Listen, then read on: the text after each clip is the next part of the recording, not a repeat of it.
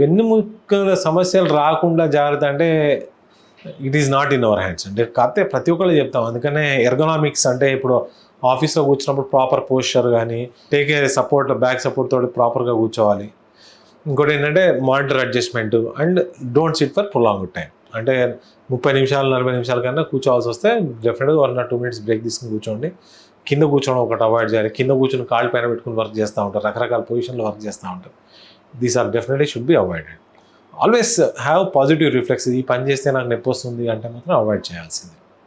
ఇంకొకసారి సమస్య వచ్చింది అంటే మాత్రం మీరు డెఫినెట్గా take a what you call proper advice, medical advice తీసుకోండి. చాలామంది ఏంటంటే అంటే ప్రతి ఒక్కడు ఏదో ఒక అడ్వైస్ చెప్పేస్తాడు.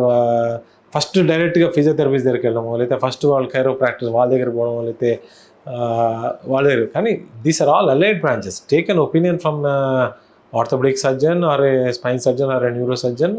వాళ్ళ దగ్గర ఒపీనియన్ తీసుకుని తర్వాత you can follow their advice. ఇప్పుడు సపోజ్ నా దగ్గరికి వచ్చారు, బ్యాక్ పెయిన్ ఉంది, మీరు ఫిజియోథెరపీ చేయించుకోవాలంటే నేను అడ్వైజ్ చేయాలి ఫిజియోథెరపీకి వెళ్ళండి అని.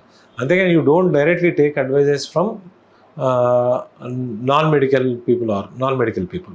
మీరు తీసుకునే అదే మందులు, అదే నాణ్యమైన మందులు, కానీ సగం ధరకే. అవును, మెడ్ ప్లస్ బ్రాండ్స్ పై 50 to 80% తగ్గింపు.